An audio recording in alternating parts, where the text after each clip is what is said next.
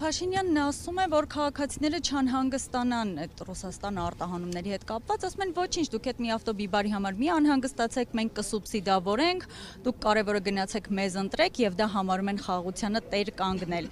Ըստ ձեզ, Փաշինյանի կառավարությունը կարող է այնպես անել, որ այս ճգնաժամում գյուղացին չտուժի։ Իմ պատկերացմամբ ինքը թվաբանությունը շատ հեռու է եւ չի տիրապետում, թե ինչ ցավալի արտահանումներ են գնում Ռուսաստան գյուղարտադրանքի։ Հայաստանը ոչ այդ փող ունի, ոչ ինքը այդ հնարավորություն ունի կոմպենսացնելու։ Իդեպ մի քանի օր առաջ հակառակն էին ասում են տեխնիկական հարցեր են, սա հարցերը լուծվելու են։ Մի հայտնի էկոնոմիկայի նախարար ունի ֆուրեր հաշվող։ Նա ասում էր ընդհանրապես հարց չկա, սա հարցերը լուծված են։ Նաև ասում էր դեպի Եվրոպա արտահանումները կշատացնենք, միանգամից գյուղացին չի տուժի, որոշ քպականներ էլ ասում են ավելի լավ տեղացիներ։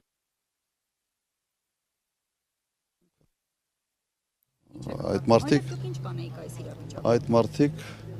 ուղղակի գաղափար չունեն, ինչ է նշանակում Եվրոպա գյուղարտադրանք արտահանել։ Մոտակա 10 տարում չեն կարողանալու արտահանել ոչինչ Եվրոպա։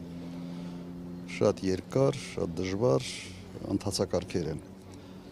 Եվ եվրոպացի ֆերմերները ընդհանրապես չեն թողնում, որ որևէ մեկը այսպես մուտք գործի այդ շուկան։ Շատ դժվար հարց է։ Մեդվեդևը նաև ասաց, որ Փաշինյանը ուզում է շարունակել օգտվել ՀԱՏՄ-ի բոլոր բարիքներից, մինչև իրեն կկանչեն, այսպես ասած, ԵՄ, շարունակում է օգտվել մեր Ռուսաստանի տված բոլոր հնարավորություններից, գազից, եւ նաև Պեսկովն էլ նշել էր, որ մինչև դեկտեմբեր արդեն պետք է քննարկվի Հայաստանի եւ ՀԱՏՄ-ի հարցը վերջնական կասեցնելու հարցը։ Եթե չեմ սխալվում, այսօր ինձ ուղղակի ուղարկեցին, ասեց, որ իբրև ՀԱՏՄ-ի մյուս անդամ երկրները սատարում են Հայաստանի Եվրոմիության անդամակցին, ոչ թե սատարում են, այլ ասում են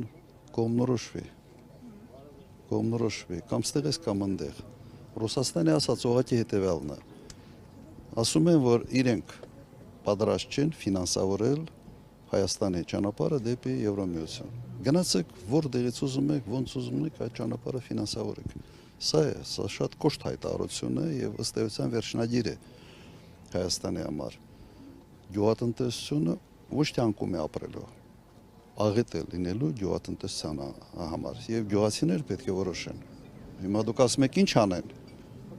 Քվերքեն Նիկոլի դեմ։ Ոդի մի մարդ որ էս աղետը բերեց, հիմա երկրորդ աղետն է բերում։ Իսկ դուք ինչ կառաջարկեք այս իրավիճակում, ինչպեսի լուծում։ Քաղաքականության կտրուկ փոփոխություն։ Լուծումը մեկն է 7-ին մերժել Նիկոլ Փաշինյանին։ Պարոն նախագահ, Արցախի հանձնման եւ 44-օրյա պատերազմի ժամանակ այդ իրողությունները դուք այսպեսի գնահատական տվեցիք, ասացիք, որ եթե Նիկոլ Փաշինյանը գործող կառավարությունը լիներ Թուրքիայի գործակալ, կաներ ճիշտ այն, ինչ արեց։ Ինչ եք կարծում, այս իրավիճակում եւս Թուրքիայի գործակալը նույն ձև կվարվեր։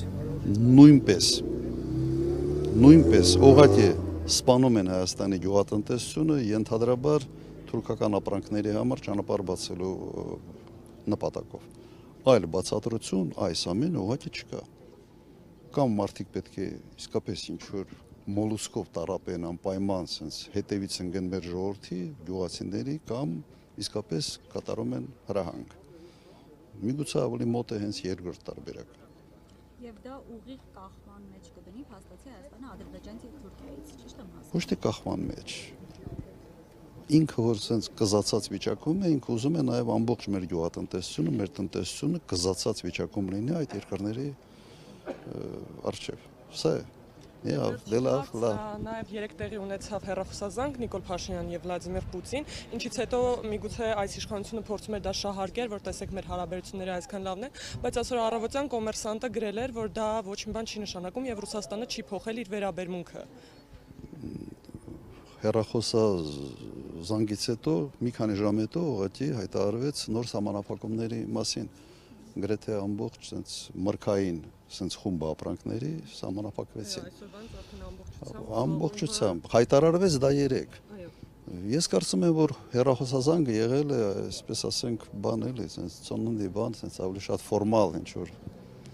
զանգ էր։ Եթե նման զանգերը ունենալու են այսպիսի հետևանքներ, Մենք բոլորս պետք է ուղղակի դիմենք, խնդրենք Փաշինյանին, ոչ մեկի հետ հեռախոսով չխոսա։ Եթե ամեն հեռախոսազանգ այսպիսի աղետների է բերում, մի խոսա էլ է, հերիքա։ Լավ։